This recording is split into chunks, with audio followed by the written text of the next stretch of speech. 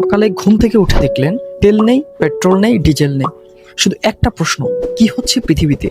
এটা কোনো সিনেমার দৃশ্য না, এটা বাস্তবতার খুব কাছাকাছি একটা সম্ভাবনা। কারণ বিশ্ব এখন ধীরে ধীরে ঢুকছে জ্বালানি সংকটের দিকে। তেল, যেটা আধুনিক পৃথিবীর সবচাইতে গুরুত্বপূর্ণ সম্পদ, সেটাই এখন হয়ে উঠেছে সবচেয়ে বড় অনিশ্চয়তা। মধ্যপ্রাচ্যের উত্তেজনা, সরবরাহ কমে যাওয়া আর রাজনৈতিক চাপ সবকিছু মিলে বিশ্বব্যাপী তেলের বাজার হয়ে উঠেছে অস্থির। বিশ্বের সবচেয়ে বড় তেল রপ্তানিকারক দেশগুলোর জোট ওপেক যখন উৎপাদন কমানোর সিদ্ধান্ত নেয়, তখন তার প্রভাব পড়ে সরাসরি আমাদের জীবনে। দাম বাড়ে, পরিবহন খরচ বাড়ে, খাদ্যপণ্যের দাম পর্যন্ত বেড়ে যায়।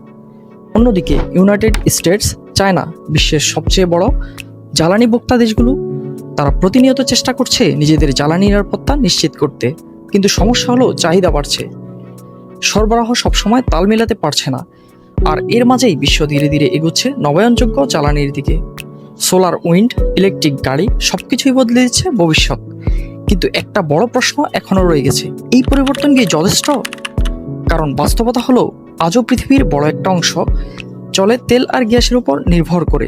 আর যদি কোনো বড় সরবরাহ ব্যাহত হয়, তাহলে শুধু জ্বালানি না, পুরো অর্থনীতি কেঁপে উঠতে পারে।